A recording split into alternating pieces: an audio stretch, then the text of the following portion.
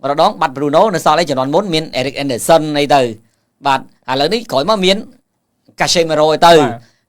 về cái lá có Kobe Manu mau liền là tới tay Kobe Manu chạy bá ót cho ba đôi Bruno thì mình vậy đó miền đà Bruno thế để chạy bá cho ba những cái cận đó phải cho bọn đi là bỏ mình dùng chấn nơi bây giờ cái thơ si Bruno anh bên này chạy trình thế bà Kobe Manu quạt là mới cứ quạt chọn bài thà chọn màn tích á bà mùi tiết phải cho bọn đại dương ai xong cua hạt bòn bầm ra đang bán là đôi bòn vậy thà kia toàn thơ si bán đây ta cặp bất kỳ đăng đây là biểu thơ si cột còn tại kia ắt tôi miền Sài Gòn thơ si đề bà chẳng bớt sân chỉ bề sai của hôm nay tại mình toàn đo strike lại tiếp vừa lớn Casemiro tranh mùi nhưng nơi miền tại nẹt miền tích này tê nẹt đại miền cầm lang rồng khan kia đôi bòn tôm vậy thà Anderson rồng khan tiền Bruno tiền Casemiro nó cứ sầm khan mày tên chẳng bớt sân chỉ ắt chua lại nâng tế đời ca cái ai nâng tay mà đòn thì đây hai mày thà tinh là con mà vô piên ởនេះគឺត្រូវការរៀបចំឲ្យវាស្រួលបួលសិនណាដល់ ready សិនសម្រាប់ទៅរដូវកាលក្រោយទៀតបាទព្រោះឥឡូវយើងរួចឲ្យយើងមើលចេតនាគេទិញប្រយុទ្ធទាំង3ហើយទិញអ្នកចាំទី1បំរើអត់មានទេអញ្ចឹងរដូវកាលនេះផ្ដោតសំខាន់ផុតគឺបំរើហើយការពារនឹងតែម្ដងបាទអញ្ចឹងអាចនឹងនៅវែងឆ្ងាយទៀតណាបាទតើទៅមួយការទិញកីឡាករហើយយើងក៏លេខទៅមើល comment បងវិនតារ៉ូគាត់ទៅសេថ្ងៃនេះតើសេវែងល្អមែនតើណាជំរើសទាំង5គេថា plan A បាទបើយើងនិយាយទៅថា option A Elliot Anderson គឺគីឡូធ្ងន់គីឡូ100លានតែជាជំរឿនល្អបំផុតនឹងយូរអង្វែងមួយដែលអាចជួយឲ្យក្រុមប្រជែងពាននឹងខ្លាំងដូចអ្វីដែល Declan Rice បានធ្វើនៅ Arsenal កន្លែងហ្នឹងបើយើងបកវិញ Arsenal គេទិញមកគេបង្គ្រប់ក្បួនក្រុមគេលេងបាទ Man U ទិញមកដើម្បីបង្គ្រប់ក្រុមគេលេងក៏ប៉ុន្តែមហាសេដ្ឋី Arsenal គេទិញមកគឺគេទិញឲ្យ Arsenal គេហៅថាឲ្យមីកែតអស់ចិត្តបាទគេទុកចិត្តតែនៅសរុបចរិតអង់គ្លេសមិនមែនដូចចរិតមហាសេដ្ឋីអាមេរិកខុសគ្នាអញ្ចឹងមួយគេអ្នកចំនួនបាទកន្លែងនេះពិបាកតិចបាទពិបាកតិចអាកន្លែងរឿងប្រៀបធៀបនឹងដោយសារអីដូចបងបាននិយាយថាតើទិញមកហ្នឹងនៅពេលដែល Elliot Anderson លេងល្អមែនយូចង់លក់តើលក់បានតម្លៃមួយដើមអត់តែបើមែនយូយក Elliot Anderson មកលើកពានម្ដងពីរដងតើមែនយូលើកតន់អត់អញ្ចឹងបើយក Elliot Anderson មកមែនយូធ្វើការលើកពានមិនមែនរដូវកាលហ្នឹងទេអាចនឹងត្រូវពីរដូវកាលទៀតនោះបាទប្រជែងពានធំៗបានពីព្រោះគេក៏អភិវឌ្ឍក្លឹបយើងក៏អភិវឌ្ឍក្លឹបប៉ុន្តែយើងដើរក្រោយគេបាទដូច Arsenal គេអភិវឌ្ឍក្លឹបគេដើរមុនយើង Liverpool ក៏មានមុនយើងប៉ុន្តែ Liverpool ចាប់ដើមរៀង error តិចណាបាទ Man City យើងចាំមើល Man City និង Chelsea បើនិយាយទៅក្លឹបដែលរដូវកាលក្រោយខ្លាចមានតែ Arsenal មួយទេដែលគេខ្លាចបាទនិយាយមែនត្រូវហើយព្រោះគាត់អតេតាគាត់ compete មួយ club គាត់ compete មួយ Pep ឥឡូវអ្នកមកក្រោយអស់ហើយហ្នឹងបាទអញ្ចឹងមានអតេតាមួយទេដែលគេខ្លាចថាមិនត្រូវបើ Man U ឬក៏ club ផ្សេងឧទាហរណ៍ថា Chelsea កំពុងតែរុះរើ Liverpool រៀបមិនទាន់ត្រូវបាទសាប៊ី Alonso គាត់មិនទាន់ធ្វើបានល្អ Arsenal អាចលើកពានម្ដងទៀតបាទអាចគេហៅក្រោយ Pep ចាក់ចេញគេហៅគាត់នឹង dominate នៅលើ Premier League ហ្នឹងយ៉ាងស្អុយណាស់ក៏3ឆ្នាំទៅ5ឆ្នាំដែរទំម Chelsea Liverpool Man U រឹងដៃរឹងជើងវិញរឹងដៃរឹងជើងគឺចាប់ផ្ដើមពីឥឡូវទៅដូច Man U បើគាត់ចាក់គ្រឹះដល់ជាមួយនឹង Carrick អាហ្នឹង2ឆ្នាំ3ឆ្នាំទៀតគាត់អាចប៉ុន្តែមិនមែនថាគាត់ compete ជាមួយនឹង Arteta ឆ្នាំក្រោយអត់បានទេព្រោះរដូវកាលនេះគាត់ឈ្នះគាត់សងសឹកវិញបានដែរប៉ុន្តែគ្រាន់តែ compete ទៅលើអា38ប្រកួតហ្នឹងតើវាមានស្ថិរភាពនៃការលេងអត់ដូច Arteta គាត់មានស្ថិរភាពនៃការលេងមាន A មាន B បាទអញ្ចឹងកន្លែងហ្នឹងមាន C សម្រាប់លេងបាទ Man U ត្រូវដោះស្រាយហើយ Elliot Anderson ហ្នឹងគឺត្រូវការចាំបាច់ហ្មងបើនិយាយទៅបាទមានលុយគឺយកទៅចាំបាច់គឺរបស់ល្អប៉ុន្តែខ្ញុំសូមបកទៅបងម៉ៃតិចតែលក់បានថ្លៃអត់ Man U លក់តែបានចំណេញទេអស់ពី Ronaldo ទៅ Man U លក់អត់ដែរចំណេញណាគេទេបើនិយាយខ្លីអស់ពី Sir ទៅ Man U លក់កន្លះកុំដែរចំណេញទេបាទប៉ុន្តែបើយើងលក់គិតលក់ចំណេញវាពិបាកដែរពួកក្លឹបធំទិញមកដើម្បីលេងប្រកួតប្រជែងយកពានប៉ុន្តែអាតម្លៃខ្លួនគាត់ហ្នឹងវាគុណគួរលើឆ្នាំកុងត្រារបស់គាត់ហ្នឹងវាអត់អាចចំណេញបានទេបើគាត់មក Man U 5ឆ្នាំគាត់លេងបាន3ឆ្នាំអត់អាចចំណេញទេ100លានហ្នឹងគឺអត់ចំណេញហ្មងគេចែកជាបាទចែកជា5បាទចែកជា5អត់អាចចំណេញទេបាទត្រង់ថាក្លឹបឈ្មួញបាទវាខុសពីក្លឹបអ្នកមានបាទមិនថា Instagram ហ្នឹងមិនមែនអ្នកមានគេអ្នកមានប៉ុន្តែគេមានដោយសារការរកស៊ីបាទការវិនិយោគការធ្វើអីមួយអញ្ចឹងដល់ពេលមួយមានបែបលក្ខណៈដាក់វិនិយោគដូច Man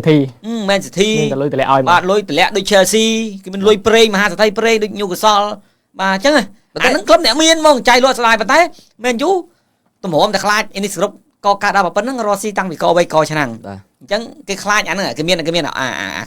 ខ្លាចអាកលាក់អើងក្លឹបអ្នករស់ស៊ី អត់ទេខ្ញុំគិតថាគាត់វាជាទម្លាប់នៃការចាយលុយរបស់គាត់ទេព្រោះគាត់ដើរលើកីឡាច្រើនអញ្ចឹងទៅគាត់ប្រើលុយជាមួយកីឡាច្រើនគាត់ប្រយ័ត្នខ្លួនប្រយ័ត្នថាគាត់មិនអត់លុយទេគាត់មានគាត់តែចាយចោះចាយឡើងខ្លាចជាប់ ជាប់ទេ បើថាបើសិនជាគាត់ចេះតែចាយបើចឹងថាជាការទម្លាប់ចាយលុយរបស់គាត់ទេ គាត់ល្ងងណាគាត់មិនខ្លាចជាមហាសេដ្ឋីទេបែបមកស៊ីទេ បាទ អញ្ចឹងគាត់មិនតែ បានមានដុំអីទេ អេមហាសេដ្ឋីមួយដែលរកកើតចេញពីការរកស៊ីការចាយលុយ100លានគឺជារឿងមួយដែលមិនងាយទេ មិនចេះទេ គាត់បានប្រកាសលក់ណៃនៅបារាំងគាត់លក់ឲ្យក្លឹបរបស់គាត់ហ្នឹងអានេះក៏លុយមួយដែរលុយគាត់យកមកញុកចូលអាហ៊ុនមែនយូទៀតហើយគាត់លក់មែនណាក៏មិនលក់លេក៏លក់មែនតែគាត់តែគាត់កំពុងចរចាគ្នាក្លឹបហ្នឹងអាចពី300លានដុល្លារអញ្ចឹងទៅបាទEdison បើយើងត្រឡប់មកវិញគាត់មិនទាន់ជាគេហៅថា high class top class ទេមិនទេមិនទាន់ទេប៉ុន្តែបើយើងមើលវិញតើ Man U ចំណាយលុយ100អាហ្នឹងអ្នកបើនិយាយថាអ្នក business ណា business គឺរឿងចំណេញបើអញចាយលុយ100លានទៅអញយក Edison មកគេគិតតែចាំមើលលក់អាវវិញហ្នឹងអ្នករកស៊ីនឹងប្រើពាក្យអីពីមុខហ្នឹងប្រសិនបើហ្នឹងប្រសិនបើវាលេងមិនកើតប្រសិនបើវាលេងកើតបាទប្រសិនបើវារបួសបាទប្រសិនបើទិញមិនបានប្រសិនបើនិយាយទៅអ្នកឈ្មោះគេអ្នកឈ្មោះមុនគេធ្វើមួយគេប្រើពាក្យប្រសិនពីមុខសិនអាសំណួរហ្នឹងចាញ់ពីលោក Sir Jim ហើយអ្នកឆ្លើយគឺលោកអូម៉ាណាលោកហ្នឹងហើយត្រូវបើសិនបើយកមក100លានតើលោកឯងធានាថាម៉េចគាត់ចេះតែខ្ញុំចាំហ្នឹងបើសិនជាឥឡូវបើសិនបើខ្ញុំនិយាយថាបើសិនយកគាត់មកខ្ញុំតែនិយាយថាមែនខ្ញុំបកកែធ្វើ business ហើយជាពិសេសគឺលើឲ្យតែកីឡាករអង់គ្លេសលក់ sport បានថ្លៃលក់អាវបានថ្លៃលេខប្រហែលដែលមែនយូទនេអ្នកលេខដែលល្អ18ឥឡូវលេខផ្សេងទៀតឧទាហរណ៍លេខ20ហាមត្រូវលោកអូម៉ាជាមួយនឹងលោកអីលោក Jason Waycock កំពុងតែកញ្ញាញ់ខួររឿង Elliot Anderson ណាកញ្ញាញ់ខួរបែបម៉េចទៅធ្វើ proposal ឲ្យបាទប្រសិនបើទិញបានតើ Man U យកអ្វីបានខ្លះពី Elliot Anderson ហ្នឹងហើយអាហ្នឹងត្រូវជំនាញបើពីគាត់ថាថត sport ហ៎គ្រុញ Elliot Anderson ដោយកាមដាខាងអីគេកាឡាសើយករ៉ូដូយករ៉ូដូមកគេលក់តែ business ហ្នឹងមានចំណេញលើបាទអញ្ចឹងតែ Elliot Anderson មិនមែនជាយកមកលក់បាន Leo ស្រោមជើងណាយកដើម្បីរៀបតម្រងហ្នឹងអញ្ចឹងគេឃើញតើយកមកហ្នឹងវារស់ option ច្រើនអត់បើ option ថាយកមកសម្រាប់ជួយតែមកតម្រងទេអាហ្នឹងគិតថាអាចរហណាដែលធូរថ្លៃយ៉ាងតិចតែបើយកមក Elliot Anderson រក្សាតម្រងនឹងបានល្អដែល Man U ខ្វះខាតយកមកអាចលក់អាវឬអាចធ្វើឲ្យផ្សេងទៀតហើយតម្លៃប៉ុណ្ណឹងវាចំណេញច្រើនអាហ្នឹងគេអាចគិតហើយគាត់ថាអ្នករកស៊ីវាអញ្ចឹងយើងធ្វើការមួយអ្នករកស៊ីវាបាក់ចុះខ្ញុំសម័យបែបកំ pl ណាចុះបើយក Elliot Anderson មកណាអាខ្ញុំចេះរកវិធីសាស្ត្រដែរណាពាក់លេខ7អង់គ្លេសពាក់លេខ7ចុះមកលួចចាញ់បាទអាហ្នឹងចូលពាក្យប្រសិនបើហើយហ្នឹងហើយខាងនោះអ្នកឆ្លោយទៀតក៏ពេលដូចលោកអូម៉ាអត់ទេខ្ញុំរលុយចូលមកវិញនៃការពាក់កណ្ដាលនៃតម្លៃខ្លួនគាត់លើការលក់អាវធ្វើម៉េចក៏ពាក់លេខ7ហើយគាត់អង់គ្លេសពាក់លេខ7អត់មានអ្នកបកកាយទេអង់គ្លេសពាក់លេខ7គឺស័ក្តិសមហើយអត់មានអ្នករីគុណទៀតបាទដូចម៉ោនហ្នឹងបាទបើសិនខ្ញុំបើសិនវិញណាដូចម៉ោនមកយកមក Man U លក់បានអាវទៀតណាបាទលក់បានអាវហើយអង់គ្លេសគាត់ស្អាតហើយយកអេសុនអង់គ្លេសដែរពាក់លេខ7ហើយបំបីកំណត់ត្រាបំរើកណ្ដាលពាក់លេខ7ម្ដងមើលអង់គ្លេសដែរអានេះបើសិនណាខ្ញុំថាធម្មតាចង់ចាយលុយធំត្រូវប្រាក់ខែគាត់រាប់លានមួយខែត្រូវរកចំណូលឲ្យ Man U វិញឲ្យបានគុណនឹង5អីអញ្ចឹងមានន័យមានការលក់អាវការផ្សព្វផ្សាយហើយដើររក sponsor ហើយ sponsor អញ្ចឹងគេចោលហើយខ្ញុំត្រូវការកីឡាករ Man U 3រូបក្នុងការចុះ BA ឲ្យ sponsor ហ្នឹងតែនេះតែសុនទៅអញ្ចឹង 50% នៃតម្លៃហ្នឹងត្រូវចូល Man U បាទអាហ្នឹងក៏ជាចំណូលដែរអញ្ចឹងវិធីរកចំណូលខ្ញុំថាបើសិនទៀតណាអេសុនអាចមក Man U ហើយដូចបងនិយាយទៅប្រសិនបើចូលមកវាអាចចំណេញច្រើនជាងនិយាយថាចំណាយហើយវាចំណេញលើនឹងច្រើនគេអាចនឹងយកហើយបែបខ្លាចក៏តែបើថាយកមកខាត3ចំណេញ1អាហ្នឹងគេគិតហើយបើយកមកចំណេញ2ខាត3អាហ្នឹងគេអាចគិតហើយត្រូវបាទនឹងអ្នកហូស៊ីគេមានដៃម្រាមដៃបើ3ចំណេញហើយ2ទៅ3ខ្វាយទៅអញ្ចឹងមិនបងនិយាយថាម្ចាស់ក្លឹបអ្នករកស៊ីម្ចាស់ក្លឹបអ្នកមានវាខុសគ្នាអាកន្លែងហ្នឹងព្រោះអ្នករកស៊ីវារាប់ណាមកកាក់ម៉ាស៊ីនអីហ្នឹងគឺគិតណាឃើញហើយកាត់ខ្ទេចបាទចំណៃចំណុកអីហ្នឹងលក់សបុតអីហ្នឹងក៏តម្លើងដែរតម្រាំតែផុត PSR នេះគាត់ធ្វើការចំណាយពេលរយៈពេលខ្លីមួយឆ្នាំគាត់រំដោះបានហើយមានលុយចាយទៀតអញ្ចឹងអត្ថប្រយោជន៍គាត់ចិត្តដាច់ពេលខ្លះមិនមែនជារឿងដែលអាក្រក់តែចិត្តដាច់ពេលខ្លះវាមានរឿងល្អនៅពេលចុងក្រោយហ្នឹងបាទហើយមើល Plan B បង Winero គាត់ថា Plan B Centro Tonali ជាជំរឿនល្អមួយដែរទាំងតម្លៃប្រហែលជា80លានបូកបាទវ័យពេញលេងមានមូលដ្ឋាននៅអង់គ្លេសស្រាប់ skill ផ្ទាល់ខ្លួនក៏ល្អ Plan C កាឡូសបាឡេបាមើលបានប្រកួតលេងឡើងកូដមិនទេតាំងហមនេះគេហៅគេ នាងពួនណា នាងពួនណា បាទលាក់ខ្លួនណា កីឡាករកម្រិតមធ្យមតម្លៃខ្លួនល្បាក់50លានបូកវ័យក្មេងពេញកម្លាំងល្អក្នុងតំណែងជាខ្សែបម្រើការពារតែរៀងស្ទើរក្នុងការចែកបាល់ YouTube អ ឆ្លង ត់មានកូប៊ីម៉ាញ់នូអីកាលបាល់ដូចបងមើលការគាត់លេងដូចកម្រិតគាត់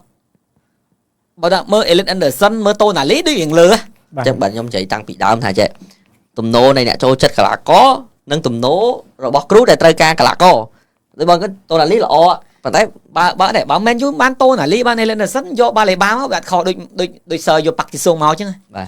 បាល់លេបាដូចផាក់ជីសុងហ្នឹងហើយ និយាយអញ្ចឹងកាលហ្នឹងមែនយូមានអស់ហើយអញ្ចឹងយកប៉ាក់ជីសុងមកសម្រាប់រត់ UCL រត់ EFL Cup អីចឹងដល់ពេលបើមែនយូកំពុងតែត្រូវការអញ្ចឹងគួរតែគាត់មើលអាចជំរើសល្អសិនបាទPlan E Anderson តម្លៃខ្លួន40លានបូក ផុតឌី ផុតឌីអូលើសឌីម្ដងឌី Plan D Matheus Fernandes តម្លៃខ្លួនល្បាក់30លានបូក បាទ វ័យក្មេងការលេងកម្រិតមធ្យមទាំងការចែកបាល់ដេញបាល់សុទ្ធបច្ចេកទេសផ្ទាល់ខ្លួនគឺល្អហើយនឹងរីកចម្រើនទៅមុខ Plan E Anderson តម្លៃខ្លួន40លានបូកគាត់ជាជំរឿចុងក្រោយបំផុតសម្រាប់បិសាចក្រហមដែលយោងទៅលើវ័យលីកដែលគាត់លេងមិនសូវមានការប្រកួតប្រជែងនេះក្នុងតំបន់លេខ6របស់គាត់តែបើធៀបនឹងជំរឿផ្សេងទៀតគាត់ល្អជាងតែបាល់លេបាម្នាក់ទេតទៀតអូសេវេសម្រាប់ស្ថានភាពរបស់ Elite Anderson គឺមើលលើសេណារីយ៉ូ3ដែរទី1ក្នុងករណីរៀលនឹង Man City ចូលរួមដណ្ដើមគ្នាយក Enzo Fernandez នោះ Man U អាចនឹងមានឱកាសយក Anderson ទី2បើរៀលយកបាន Enzo នោះ Man City ច្បាស់នឹងយកតាមយក Anderson ហើយដែលអាចមក Man U តិចដែលអាចមក Man U គឺទៅជាChouameni ទៅវិញទី3ករណី Man City យកបាន Enzo នោះ Man U នឹងសប្បាយចិត្តបន្តិចក្នុងការជ្រើសរើសដែលល្អបំផុតសម្រាប់ខ្លួនសំខាន់ធ្វើយ៉ាងណាត្រូវធ្វើការឲ្យលឿនមុន World Cup ចាប់ដើម បាទត្រឹមត្រូវហើយ អត់សូវគ្រប់ត្រអារឿង Man City ទិញមកមានអារម្មណ៍ថា Man City ចាប់ដើមធ្វើដូច Man U ខ្ញុំឃើញខ្ញុំកាត់តែខ្ញុំឃើញគេសរសេរថ្ងៃដែលពេបគេប្រកាសខ្ញុំឃើញគេសរសេរថាបើទោះបីជាពេបដើរចេញក៏ពិតមែនក៏ប៉ុន្តែអារឿងទិញ Anderson ហ្នឹងណាឥឡូវនេះលោក Maresca ហ្នឹងក៏ចូលឈរនៅក្នុងគេហៅថាបានន័យថាអ្នកដែលគ្រប់ត្រនៅក្នុងការទិញនឹងដែរអញ្ចឹងណាបាទអញ្ចឹងវាអាចនឹងវាជាការសរសេរបំផុសដើម្បីរក្សាតម្លៃខ្លួនឬក៏យ៉ាងណាទេព្រោះពេលហ្នឹងបើថាអូពេបអ្នកចង់បានឥឡូវពេបដើរចេញឯមេធីលេងទិញអាហ្នឹងតម្លៃខ្លួនគេអត់ហើបទេណាបាទយើងទៅមើលបងម៉ៅថាអត់ទាន់ទិញ100លានទេនេះឯនេះម៉ែធីទិញដែរទិញ100លើស100លានទេអត់ទេខ្ញុំនិយាយសៅដាមុនមួយទៀតខ្ញុំថាខ្លះតែមេធីរៀងចាលព្រោះ100លានលើកីឡាករអង់គ្លេសចុងក្រោយចែកគ្រីលីសហ្នឹងហើយឥឡូវទៅខ្ចីជើងនៅ Everton គាត់បាទទៅស្វឹងនៅ Everton ទីគាត់អត់ទិញកីឡាករដល់100លានទេតែគាត់ទិញអាល្បាក់ដែលគេអត់ហ៊ានមែនយូឲ្យ40គាត់ឲ្យ60ដូចជាឈើគីអញ្ចឹងហ្នឹងហើយRanchner នោះ70លានហ្នឹងហើយគាត់ឲ្យមកសំល្មមឲ្យមកបាទ Sterling 60លានគាត់ទិញប៉ុណ្ណឹងអត់ឲ្យលើស100ទេអត់ដាច់100លានហើយបើសួរថាឥឡូវមែនទីហ៊ានចាយលើស100លានផោនអត់ខ្ញុំក៏មិនដឹងដែរប៉ុន្តែបើតាមខ្ញុំតាមដែរខ្ញុំគិតថាមិនទាន់ហ៊ានទេព្រោះគាត់ចាយខែមករានេះក៏អស់ជាង2កីឡាករ2រូបណារងនិយាយមិញត្រូវបងនឹកឃើញរឿងមួយទៀតបាទចៃដន្យប្រសិនបើ Indus Group គាត់ថាចុះគាត់ឲ្យលុយ100លានទិញ Elite Anderson ឬក៏ Tonali បើទិញមកដូច Jack Grealish ដែលប៉េបធ្លាប់បានទិញទិញមកដូច Liverpool ចាយលុយទិញ Isaac ទិញមកប្រសិនបើវាជួបបញ្ហាអញ្ចឹងយើងត្រូវដោះស្រាយវាមិនខ្ញុំឆ្លើយខ្ញុំមិនមែនអ្នកមុនទេព្រោះខ្ញុំអ្នកថ្មីអ្នកមុនទិញគាត់ជារបស់គាត់តែខ្ញុំទិញដូចមេអញ្ចឹងគាត់ដាក់បច្ចេកកម្រងឲ្យលើមុនគេធ្វើបរាជ័យចុះមិនឯងហ៊ានធ្វើខ្ញុំផ្សេងខ្ញុំនឹងធ្វើឲ្យវាជោគជ័យបានន័យថាគាត់ទៅសិក្សាកន្លែងដែលគេបរាជ័យហើយអញ្ចឹងគាត់ដឹងថាមិនបានម្នាក់នឹងបរាជ័យព្រោះគាត់ជាមនុស្សដែលទី5នោះមកធ្វើ project ហ្នឹងអញ្ចឹងគាត់ដឹងថា project មុនមិនត្រូវសិក្សាអញ្ចឹងខ្ញុំឆ្លើយថាខ្ញុំផ្សេងគេផ្សេងអញ្ចឹងខ្ញុំនឹងធ្វើ100លានហ្នឹងឲ្យវាជោគជ័យដូចមែនយូទិញអីគេ Anthony 100លានមានបានការស្អីឥឡូវលក់បាន25លានផោនហ្នឹងទិញស្អីគេផុកបាតេទៅវិញ80លានទៅតេមកលុយទៅវិញតេទៀតបានយុរ៉ូប៉ាលីក1បាទហើយនិយាយថាតម្លៃខ្លួននឹងបងមកនិយាយហ្នឹងតែបានពៀនអាហ្នឹងនិយាយពៀនអញ្ចឹងដោយសារអញ្ចឹងបាន Indus Group ត្រូវគិតល្អៗហាដូចច្បាច់មួយគិតបាទអ្នករ៉ូស៊ីវាអញ្ចឹងដោយសារហៅយកក្បួនចិនរ៉ូស៊ី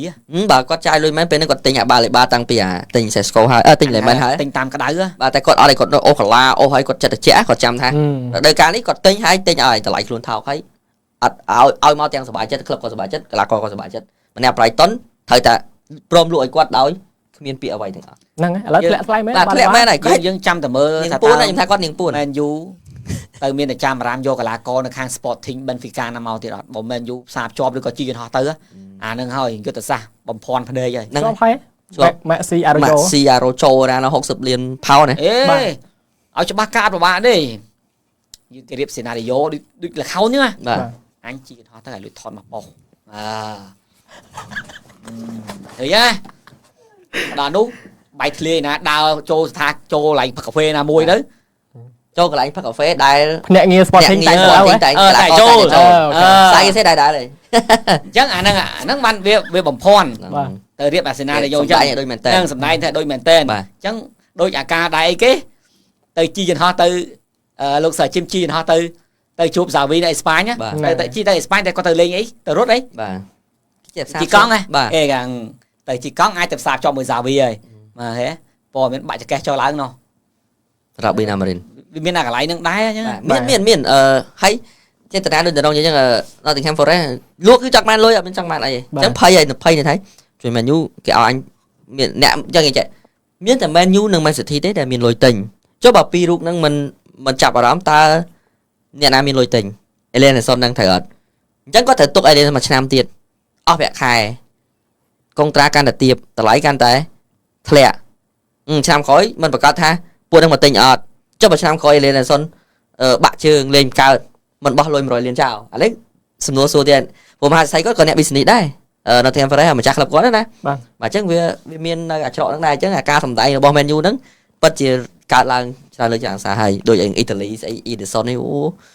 ច្រើនណាស់ខ្ញុំមើលមែនទេគាត់ពិតជាចាប់អារម្មណ៍ពេលជំនាន់ Ten Hag មែន ហ្នឹងហើយបាទ គាត់ពិតជាគួរតែមកពេលនៅ Ten Hag ប៉ុន្តែហេតុអីអស់ Ten Hag ហើយអស់ Robin Amorim ហេតុអី